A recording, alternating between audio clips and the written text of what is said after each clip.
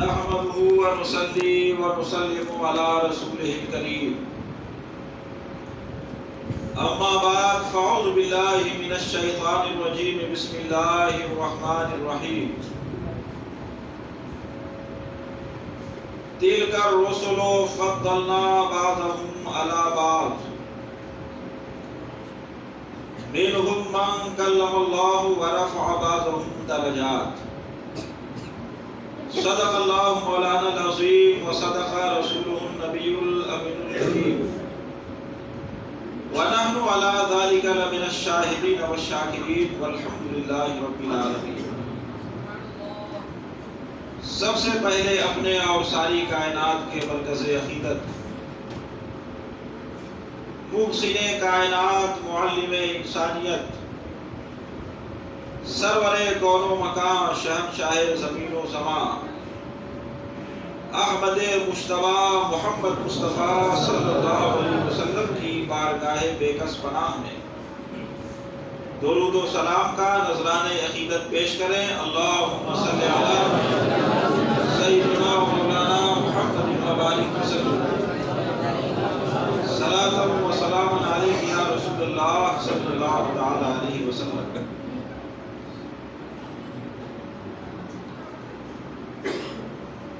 نبی اکرم صلی اللہ علیہ وسلم کی شان، ان کا مقام اور ان کا مرتبہ کیا ہے؟ شاعر کہتا ہے خدائے برتر و بالا ہمیں پتہ کیا ہے، خدائے برتر و بالا ہمیں پتہ کیا ہے، تیرے حبیب مکرم کا مرتبہ کیا ہے۔ جبین حضرت جبریل پر کف پا ہے۔ معراج کا واقعہ نگاہوں کے سامنے رکھیے۔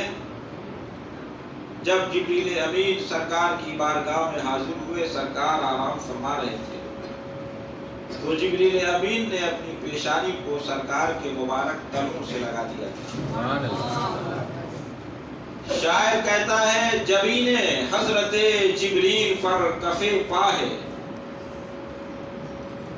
جبین حضرت جبریل پر کف پا ہے، ابتدا کا یہ عالم تو انتہا کیا ہے۔ کوئی بلال سے پوچھے خبیب سے سمجھے، کوئی بلال سے پوچھے خبیب سے سمجھے، سزائے الفت سرکار کا مزہ کیا ہے۔ سبحان اللہ۔ چلو دیار مدینہ جو دیکھنا چاہو، چلو دیار مدینہ جو دیکھنا چاہو، زمین سے عرش معلیٰ کا فاصلہ کیا ہے، زمین سے عرش معلیٰ کا فاصلہ کیا ہے۔ کرم کرم کے کریمی ہی شان ہے تیری، کرم کرم کے کریمی ہی شان ہے تیری، تیرے کرم کے مقابل میری خطا کیا ہے، تیرے کرم کے مقابل میری خطا کیا ہے۔ فقط تمہاری شفاعت کا آسرا ہے حضور، فقط تمہاری شفاعت کا آسرا ہے حضور، ہمارے پاس گناہوں کے ماں سوا کیا ہے، ہمارے پاس گناہوں کے ماں سوا کیا ہے۔ کھڑا ہے اختر عاصی در مقدس پر، کھڑا ہے اختر عاصی در مقدس پر، حضور آپ کی رحمت کا فیصلہ کیا ہے۔ خدائے برتر و بالا ہمیں پتہ کیا ہے، تیرے حبیب مکرم کا مرتبہ کیا ہے۔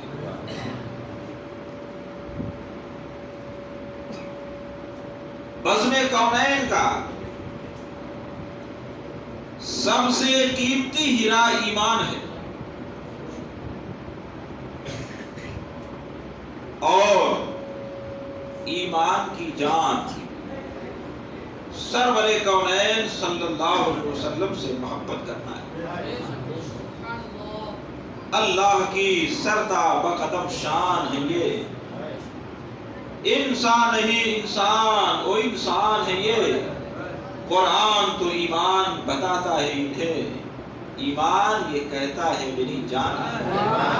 سبحان اللہ سبحان اللہ۔ تو ایمان کی جان، ایمان کی روح اور ایمان کی بنیاد نبی دو جہاں صلی اللہ علیہ وسلم سے محبت کرنا ہے۔ سرکار سے محبت کس طرح ہونی چاہیے، کس درجے کی ہونی چاہیے؟ علماء فرماتے ہیں کہ تمام محبتوں کو سرکار کی محبت پر قربان کر دیا جائے گا۔ جان و مال کی محبت، آل اولاد کی محبت، اہل و عیال کی محبت، رشتے اور قرابت کی محبت، تمام محبتوں کو رسول کی محبت پر قربان کر دیا جائے گا۔ چنانچہ حضرت علی رضی اللہ تعالی عنہ سے پوچھا گیا، کیف کان حبکم لرسول اللہ صلی اللہ تعالی علیہ وسلم، آپ حضرات صحابہ کس طرح نبی سے محبت کیا کرتے تھے؟ حضرت علی نے جواب میں ارشاد فرمایا، کان واللہ احب الینا من اموالنا واولادنا وآبائنا وامہاتنا ومن الماء البارد علی الظمأ۔ خدا کی قسم نبی اکرم صلی اللہ علیہ وسلم ہمارے نزدیک ہمارے مال سے زیادہ،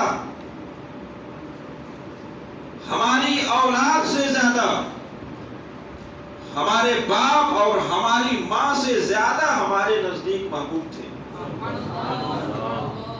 اور سخت پیاس کے وقت جتنی محبت کسی کو ٹھنڈے پانی سے ہوتی ہے، اس سے کہیں زیادہ محبت ہمیں سرور کونین صلی اللہ علیہ وسلم۔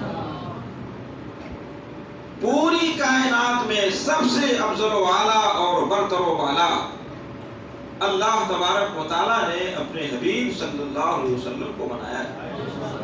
سب سے اعلیٰ و اولیٰ ہمارا نبی، سب سے بالا و بالا ہمارا نبی، خلق سے اولیاء، اولیاء سے رسول، اور رسولوں سے اعلیٰ ہمارا نبی۔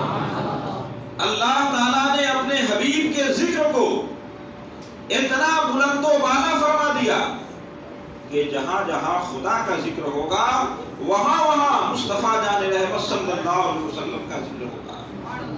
نبی کا نام ہے ہر جا، خدا کے نام کے بعد کہیں درود سے پہلے، کہیں سلام کے بعد۔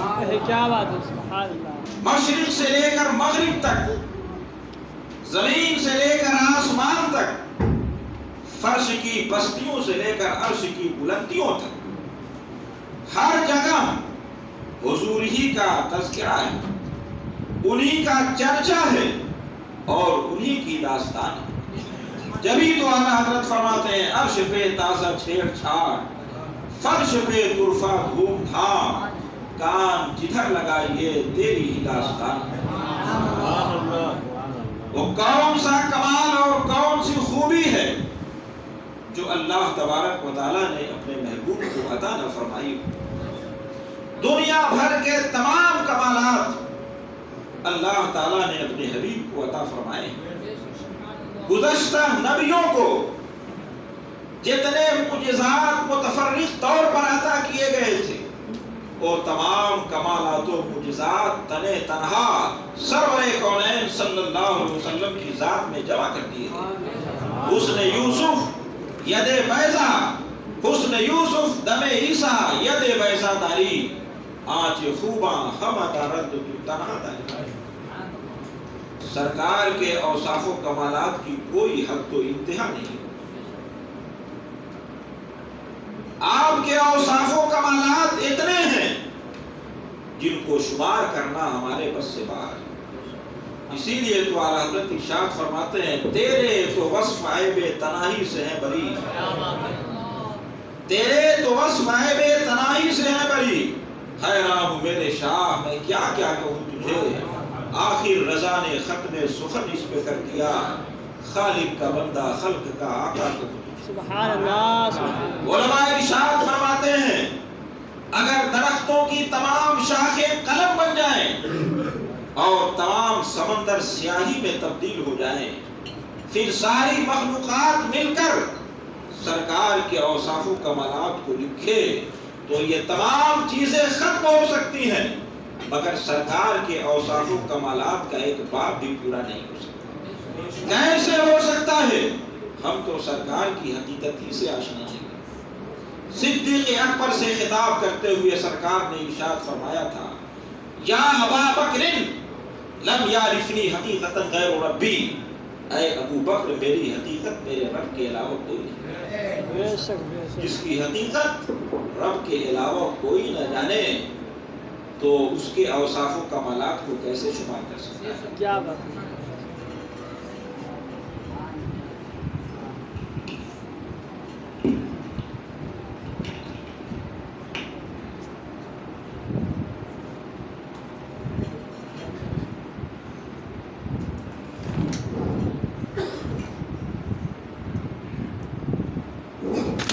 الغرض بتانا یہ ہے کہ سرکار کی عظمتوں کو شمار کرنا یہ ہمارے بس سے باہر ہے۔ اس کی عظمتوں کا اندازہ کون کر سکتا ہے؟ جس کے روح مبارک کی توہین کرنے والا بھی دار اسلام سے خارج ہو جاتا ہے۔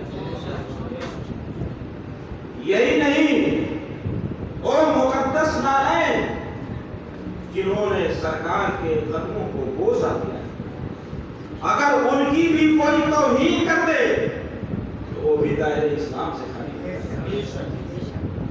اس رسول کی عظمتوں کا اندازہ کون کر سکتا ہے؟ جو ہاں کہہ دے تو کوئی عمل فرض ہو جاتا ہے، جو منع فرما دے تو کوئی عمل حرام ہو جاتا ہے، جس کی آواز پر آواز بلند کرنے سے زندگی بھر کی نیکیاں ضائع اور بیکار ہو جاتی ہیں۔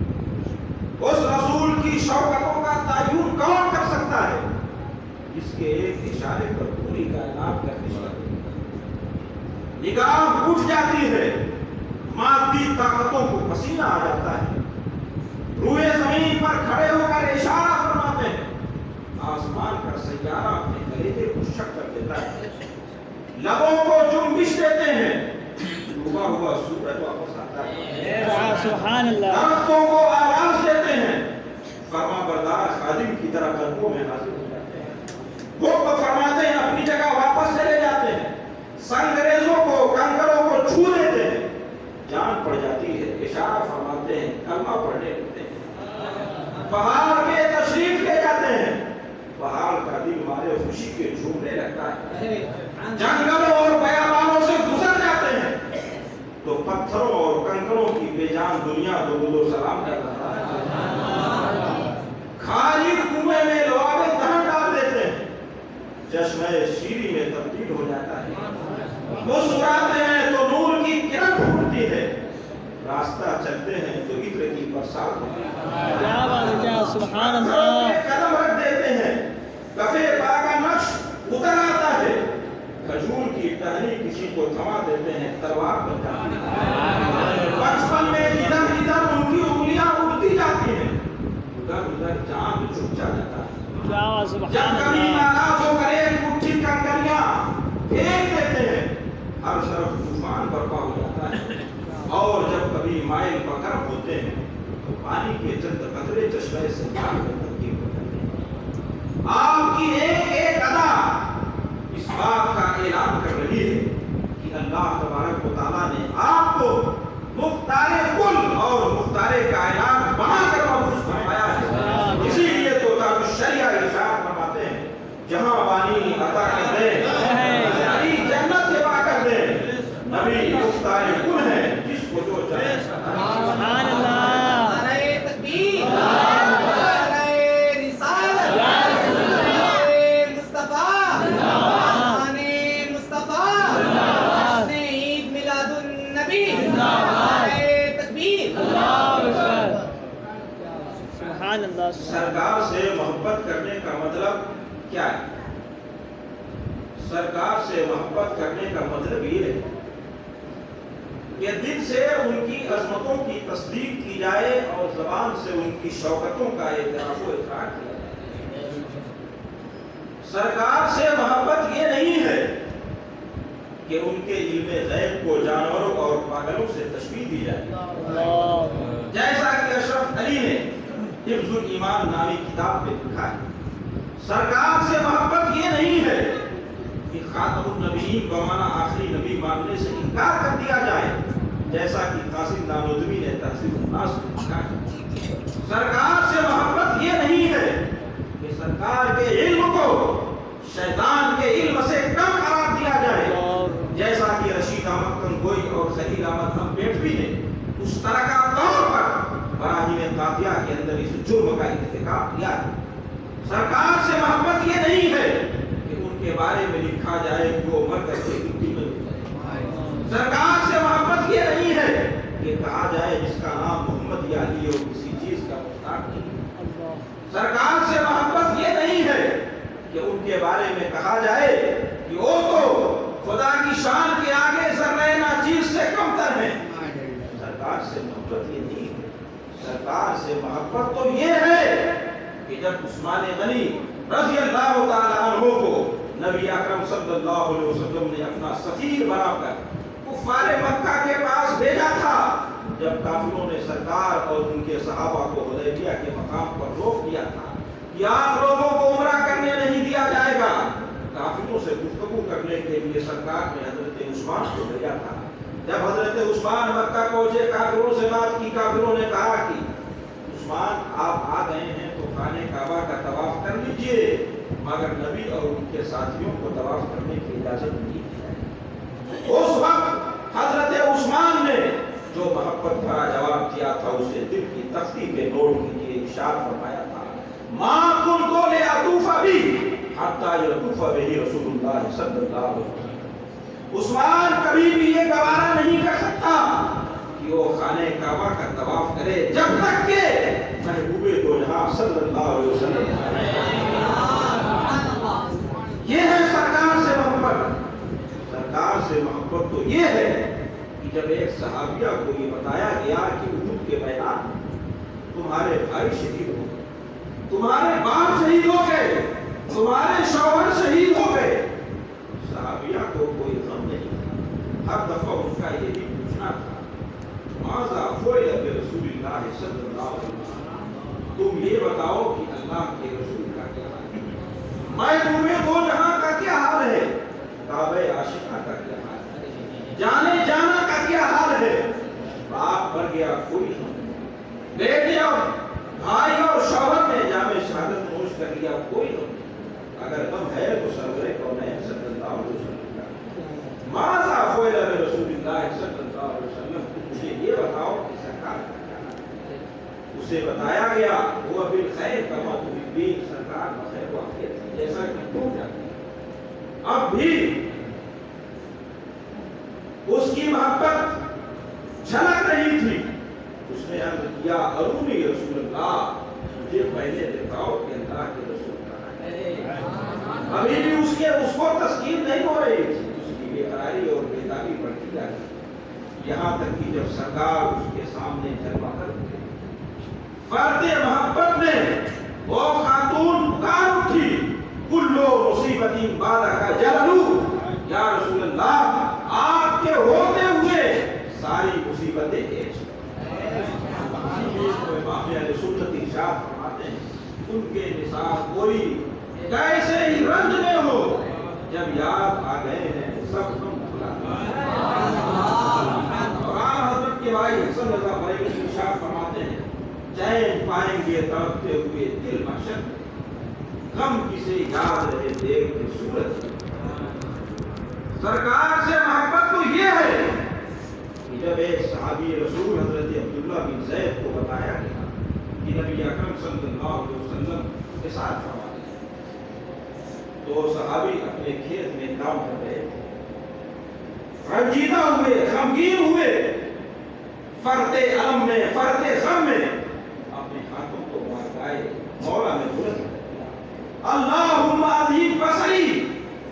حتی لا ارا بعد حبیبی محمد احدا صلی اللہ علیہ وسلم۔ اے پروردگار میری آنکھوں کی بینائی کو سلب فرما لے تاکہ میں ان آنکھوں سے محبوب دنیا کے بعد کسی اور کو نہ دیکھوں۔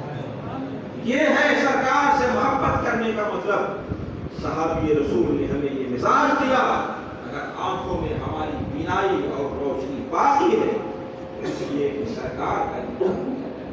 اب جب وہ رخ جمال جہاں آ رہا ہمارے سامنے نہ رہا تو آنکھوں کی روشنی کی کوئی ضرورت نہیں۔ روایت بتا رہی ہے کہ اللہ تبارک و تعالیٰ نے ان کی بینائی کو سب۔ یہ ہے سرکار سے محبت کرنا۔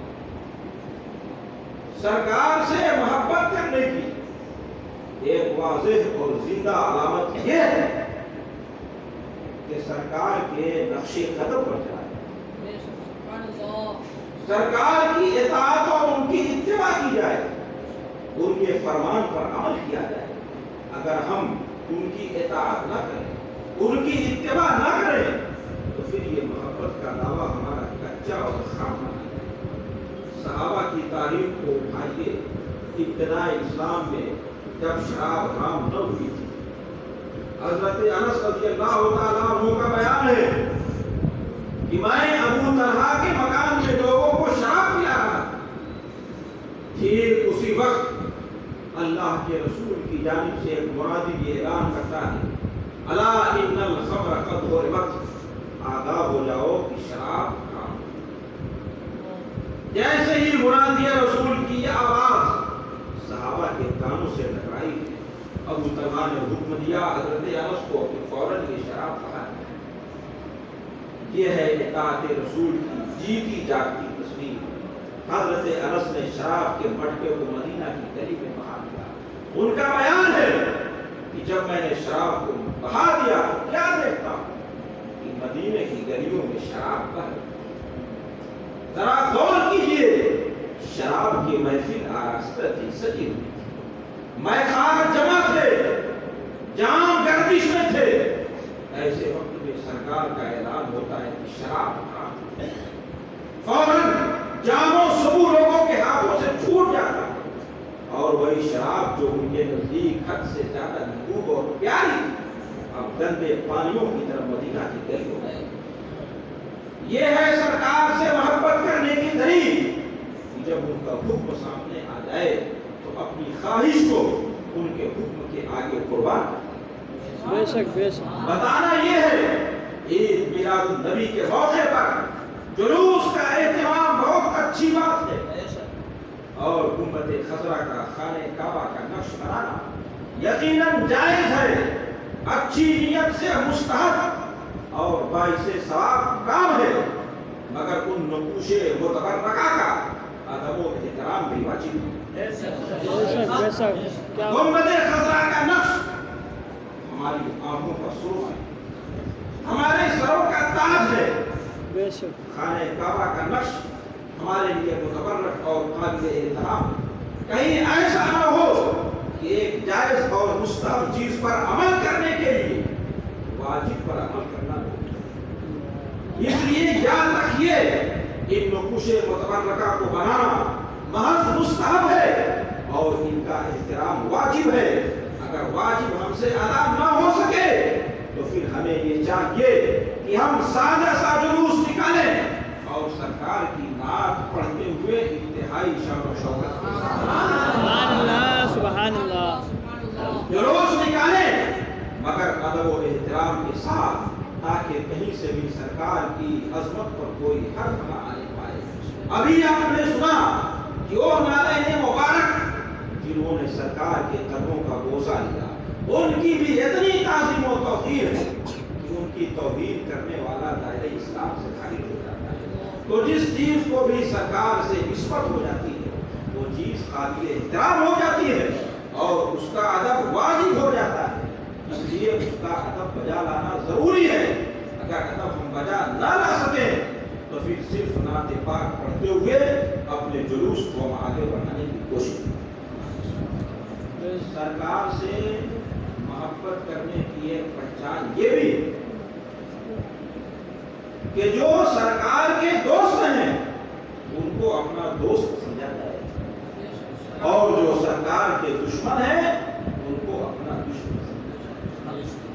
کیا بات سال سال کی نیکیاں ایک طرف، اگر آپ نے سرکار کے دوستوں سے محبت نہ کی، ان کے دشمنوں سے دشمنی نہ رکھی، تو یہ نیکیاں آپ کے منہ پر نہ ٹوٹیں۔ سرکار کے دوست کون ہیں، سرکار کے دشمن کون ہیں، یہ تو ابھی آپ نے سن لیا۔ وہی لوگ ہیں جنہوں نے سرکار کی شان میں بھولی ہوئی گستاخیاں کی۔ ایسے لوگوں سے ہمارا کوئی رشتہ اور تعلق نہیں ہو سکتا۔ بے شک ہمارے تعلق کی بنیاد صرف اور صرف یہ ہے کہ جس کا رشتہ سرور کونین سے جڑ گیا وہ ہمارے سروں کا تاج ہے، اور جس کا رشتہ اس دربار اعظم سے کٹ گیا وہ ہمارے قدموں میں جگہ پانے کے لائق ہے۔ بے شک بے شک بہت سادہ سا ہے اپنا اصول دوستی کوثر، جو ان سے بے تعلق ہو ہمارا ہو۔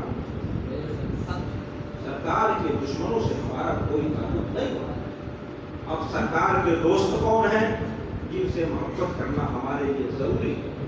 تو سرکار کے دوستوں میں سر فہرست صحابہ کرام کا نام نامی اس میں گرامی آتا ہے، اہل بیت اطہار کا نام نامی اس میں گرامی آتا ہے۔ صحابہ کرام سے محبت کرنا بھی ہمارے ایمان کا حصہ ہے۔ آج کتنے ایسے لوگ ہیں جو نبی سے محبت کا دعویٰ کرتے ہیں مگر صحابہ سے محبت نہیں کرتے، اور کتنے ایسے لوگ ہیں جو اہل بیت سے محبت کا دعویٰ کرتے ہیں مگر صحابہ سے محبت نہیں کرتے۔ ایسے لوگ جو نبی سے محبت کا دعویٰ کرتے ہیں مگر صحابہ کی محبت سے ان کا دل خالی ہے، یہ لوگ بھی گمراہ ہیں۔ بے شک اور وہ جو اہل بیت سے محبت کا دعویٰ کرتے ہیں مگر صحابہ کی محبت سے ان کا دل خالی۔ روافض اور شیعہ یہ بھی گمراہ اور بددین ہیں۔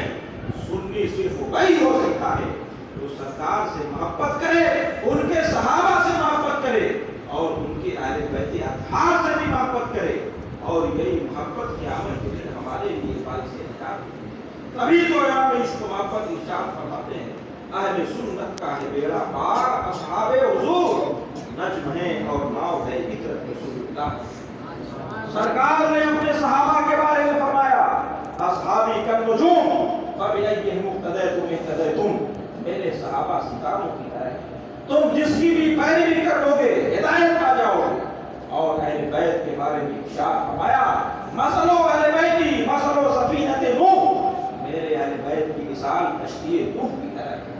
فمن رکب فیہا نجا ومن تخلف عنہا ہلک، جو کشتی نوح میں سوار ہو گیا وہ نجات پا گیا، اور جو سوار نہ ہو سکا وہ ڈوب کر ہلاک ہو گیا۔ اس لیے اگر تم زندگی کے سمندر کو پار کرنا چاہتے ہو تو اہل بیت کی کشتی بھی چاہیے اور صحابہ کرام کی روشنی بھی چاہیے۔ صحابہ کرام کی روشنی ہوگی، اہل بیت کی کشتی ہوگی، تب کہیں دریائے حیات کو ہم پار کر سکیں گے، اور یہی چیز ہماری نجات اور ہمارے چھٹکارے کی ضروری ہے۔ صحابہ کی شان میں گستاخی یہ کبھی بھی برداشت نہیں کی جا سکتی۔ صحابہ وہ نفوس قدسیہ ہیں جو قرآن و حدیث کے اولین مخاطب ہیں۔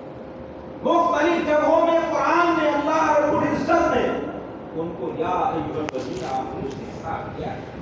ان کے ایمان میں، ان کی دیانتداری میں، ان کی امانت داری میں کسی قسم کا کوئی شبہ نہیں کیا جا سکتا۔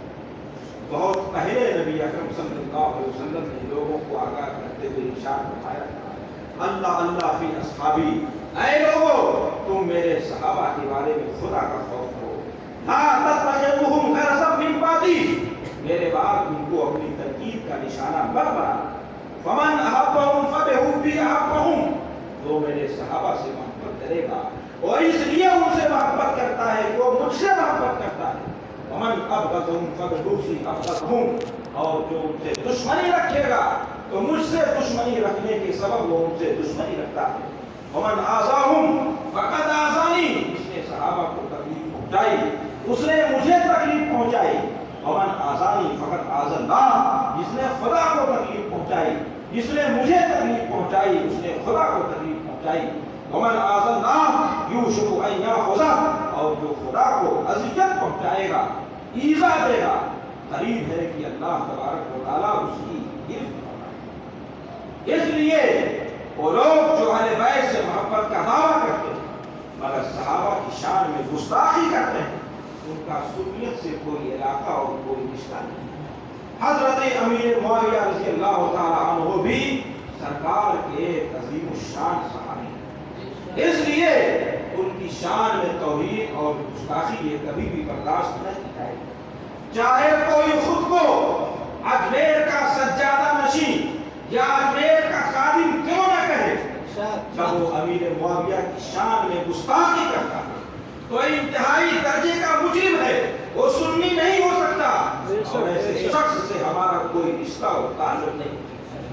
مسلمانوں یاد رکھو، کوئی جتنے بھی بڑے مرتبے پر پہنچ جائے مگر وہ ایک صحابی رسول کے مقام اور مرتبے کو نہیں پہنچ سکتا۔ بڑے سے بڑا ولی، قطب، ابدال، اوتاد، نوجوان، نخبا جتنے بھی ہیں یہ کبھی بھی ایک صحابی کے مقام اور مرتبے کو نہیں پہنچ سکتے۔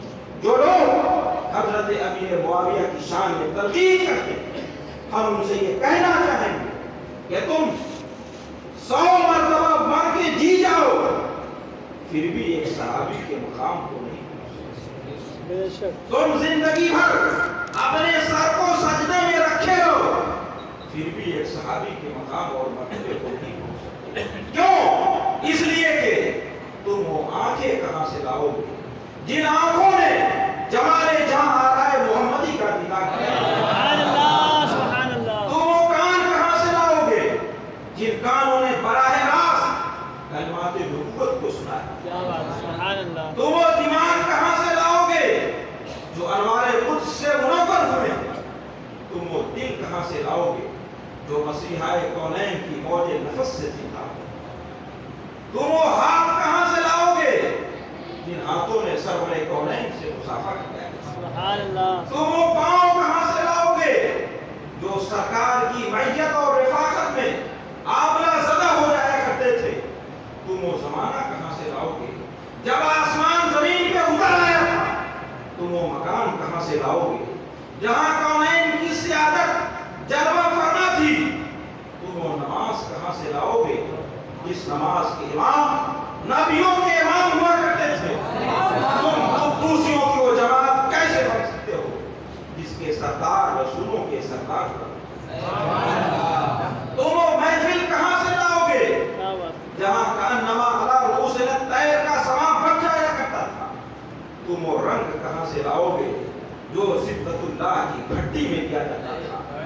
تم وہ جسم کہاں سے لاؤ گے جس پر ایک بار سرکار کا دستے شفا پڑا تو زندگی بھر اس سے خوشبو نہیں آئی؟ تم وہ خوشبو کہاں سے لاؤ گے جس کے ایک جھونکے سے مدینہ کی گلیاں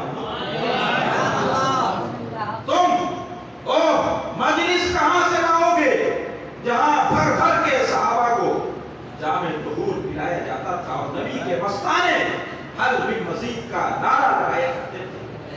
تم وہ مبارک لمحہ کہاں سے لاؤ گے جب سورج ڈوب رہا تھا اور حضرت علی کی نگاہیں آفتاب نبوت پہ؟ سبحان اللہ۔ تم وہ دن کہاں سے لاؤ گے جب ڈوبا ہوا سورج پلٹ گیا؟ یہ تمام چیزیں، یہ تمام خصوصیتیں، یہ تمام فضیلتیں اگر کسی کے اندر جمع ہو سکتی ہیں تو اسے صحابی کہا۔ اس لیے دنیا کا کوئی بھی انسان جتنی بھی عبادت کر لے، ریاضت کر لے، مجاہدہ کر لے، سجدہ کر لے، رکوع کر لے، نماز پڑھ لے، روزہ رکھ لے، جتنا بڑا بھی ولی بن جائے کبھی بھی ایک صحابی کے مقام اور مرتبے کو نہیں۔ تو نبی کے صحابہ سے بھی محبت کرنا فرض ہے اور نبی کے اہل بیت سے بھی محبت کرنا ضروری ہے۔ اسی کی تعلیم ہمیں مسلک اعلیٰ حضرت دیتا ہے اور یہی وہ مسلک ہے جس کے لیے سرور کونین صلی اللہ علیہ وسلم نے جنتی ہونے کی ضمانت اور گارنٹی حیات اعلیٰ حضرت میں ملک العلماء علامہ ظفر الدین بہاری لکھتے ایک غیر مقلد تھا، بد مذہب، اس نے امام اہل سنت اعلی حضرت علیہ رحمت کی شان میں گستاخی کی، نازیبا کلمات استعمال کی۔ جب رات کے وقت وہ سو گیا تو خواب میں دیکھتا ہے کہ اسے کہیں جانا ہے مگر بیچ میں دریا ہے۔ اب وہ کیسے پار کرے گا دریا؟ اس نے دیکھا کہ ایک کشتی ہے جس پر 2 لوگ سوار ہیں، اس نے آواز دی مجھے بھی لے۔ ان دونوں میں سے ایک نے دوسرے سے کہا اسے چھوڑ دو کیونکہ وہ نجس اور ناپاک ہے۔ وہ بد مذہب سوچنے لگا کہ میں نجس اور ناپاک کیسے ہو گیا، میں تو پکا موحد ہوں، توحید پرست۔ اسی شش و پنج میں وہ تھا کہ چند روز کے بعد اس نے ایک دوسرا خواب دیکھا کہ ایک بہت بڑا شہر ہے اور اسی اعتبار سے اس کا پھاٹک، اس کا گیٹ بھی بنا ہوا ہے۔ گیٹ کے پاس 2 دربان موجود ہیں۔ جب بھی کوئی اندر جانا چاہتا ہے تو دربان اس سے کچھ مانگتا ہے کہ اسے اندر جانے کی اجازت دیتا ہے۔ یہ بد مذہب خواب ہی میں دربان کے پاس پہنچا، پوچھا اندر کس کا دربان لگا ہوا ہے؟ دربان نے بتایا اندر سرور کونین صلی اللہ علیہ وسلم کا دربار لگا ہوا ہے۔ اس بد مذہب نے کہا کہ مجھے بھی جانے دیا جائے۔ دربان نے کہا کہ لاؤ چٹھی دکھاؤ۔ اس نے کہا کہ میرے پاس تو کوئی چٹھی نہیں ہے۔ دربان اندر گیا، سرکار کی بارگاہ میں عرض کیا ایک شخص حاضر ہوا ہے مگر چٹھی اس کے پاس نہیں ہے، اندر آنا چاہتا ہے۔ سرکار نے ارشاد فرمایا کہ اس سے کہہ دو کہ جب تک چٹھی نہیں لائے گا اندر آنے کی اجازت نہیں ہے۔ دربان نے سرکار کا حکم اس بد مذہب کو سنایا۔ اس نے پوچھا کہ میں چٹھی کہاں سے لاؤں اور میرے پاک و صاف ہونے کا کیا مطلب ہوا؟ دربان دوبارہ سرکار کی بارگاہ میں حاضر ہوا، عرض کیا یا رسول اللہ، وہ پاک و صاف ہونے کے لیے کہاں جائے گا اور چٹھی کہاں سے لائے گا؟ اس وقت سرور کون و مقام، شہنشاہ زمین و سما، احمد مصطفیٰ محمد مصطفیٰ صلی اللہ علیہ وسلم نے جو کچھ ارشاد فرمایا اپنے ذہن کی تختی پر اسے نوٹ کر لیجئے۔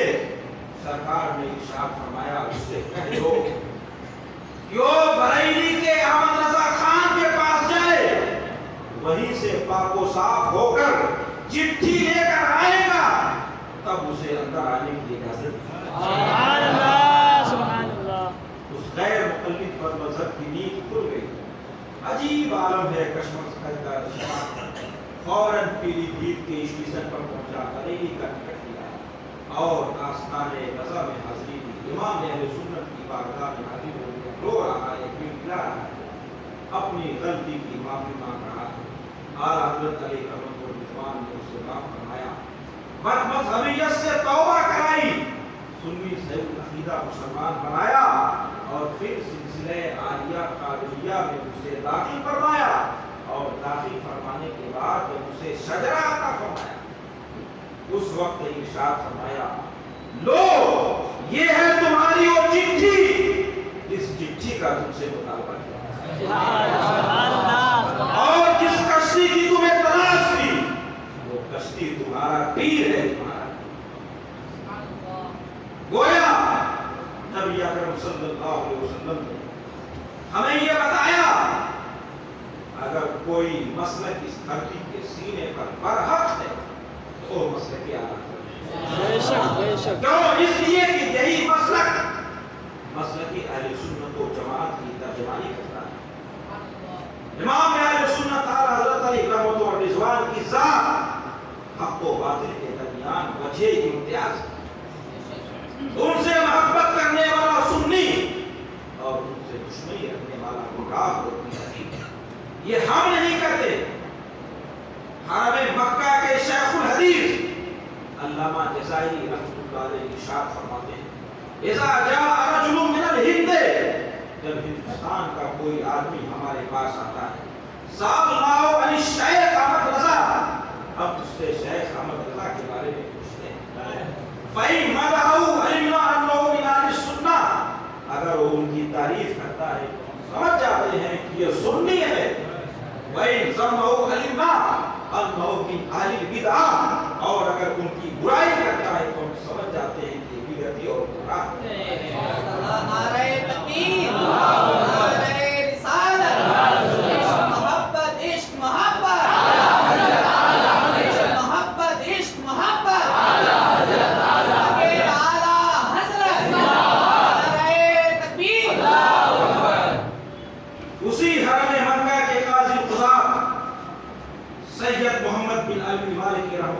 ارشاد فرماتے ہیں نحن نعرفہ بتصنیفاتہ و تعریفاتہ، ہم امام احمد رضا کو ان کی کتابوں سے جانتے اور پہچانتے ہیں۔ حبہ علامت السنہ، ان سے محبت کرنا سنی ہونے کی پہچان، وبغضہ علامت البدعہ، اور ان سے بغض و حسد رکھنا، دشمنی رکھنا، یہ بدعتی اور گمراہ ہونے کی علامت ہے۔ پتہ کیا چلا کہ اعلیٰ حضرت علیہ رحمت و رضوان کی ذات حق و باطل کے درمیان معیار ہے، وجہ امتیاز ہے، اسی لیے جب ہم نعرہ لگاتے ہیں تو مسلک اعلیٰ حضرت پر نعرہ لگاتے ہیں۔ یہی وہ مسلک ہے جس پر چلنے کی کتاب و سنت میں ہمیں تعلیم کی گئی، یہی وہ مسلک ہے جو صحابہ کرام کا مسلک ہے، تابعین کا مسلک ہے، تابع تابعین کا مسلک ہے، علماء ربانیین، اولیاء تابعین، ائمہ مجتہدین کا مسلک ہے۔ یہی مسلک ابو بکر شبلی کا ہے، سربی سختی کا ہے، یہی مسلک سرکار دو شکرا کا ہے، خواجہ خواجہ کا ہے، نظام الدین اولیاء کا ہے، مجدد الفسانی کا ہے، بندر نواز خواجہ یسوع راز کا ہے۔ یہی وہ مسلک ہے جو برحق ہے، اور اسی مسلک پر چلنے والا اہل سنت و جماعت میں شمار کیا جائے گا، اور اہل سنت و جماعت پر چلنے والا فرقہ ہی جنتی ہے اور نجات یافتہ ہے۔ قرآن حکیم ارشاد فرماتا ہے یوم تبیض وجوہ و تسود وجوہ، قیامت کے دن کچھ لوگوں کے چہرے چمک رہے ہوں گے اور کچھ لوگوں کے چہرے کالے اور سیاہ ہو جائیں گے۔ اس آیت کریمہ کی تفسیر میں حضرت عبداللہ بن عباس رضی اللہ تعالیٰ عنہ ارشاد فرماتے ہیں یوم تبیض وجوہ اہل السنہ، قیامت کے دن اہل سنت کے چہرے چمکا رہے ہوں گے، وتسود وجوہ اہل البدع والضلالہ، اور قیامت کے دن بدعتیوں اور گمراہوں کے چہرے سیاہ اور کالے پڑ جائیں گے۔ اہل سنت کا جگمگاتا ہوا چہرہ اس بات کا واضح ثبوت ہوگا کہ یہی جنتی فرقہ ہے، اور گمراہوں کے چہرے کی سیاہی اس بات کو بتا رہی ہوگی کہ یہی جہنم کی حقدار اور دوزخ کے لائق۔ اس لیے اہل سنت و جماعت کا جو سچا ترجمان ہے وہ مسلک اعلیٰ حضرت ہے، اور اسی مسلک پر زندگی کی آخری سانس تک قائم رکھنا ہمارے لیے ضروری ہے۔ سرکار کا مشریعہ ارشاد فرماتے ہیں زندگی یہ نہیں ہے کسی کے لیے، زندگی یہ نہیں ہے کسی کے لیے، زندگی ہے نبی کی، نبی کے لیے۔ مسلک اعلیٰ حضرت پہ قائم رہو، زندگی دی گئی ہے اسی کے لیے، اور اختر قادری خلد میں چل دیا، اختر قادری خلد میں چل دیا، خود گواہ ہے ہر ایک قادری۔ اللہ رب العزت کی بارگاہ میں دعا ہے کہ ہمیں زندگی کی آخری سانس تک مسلک اعلیٰ حضرت پر قائم و دائم رکھے، اور اسی مسلک پر ہمیں موت عطا فرمائے۔ آمین۔ وآخر دعوانا الحمدللہ رب العالمین۔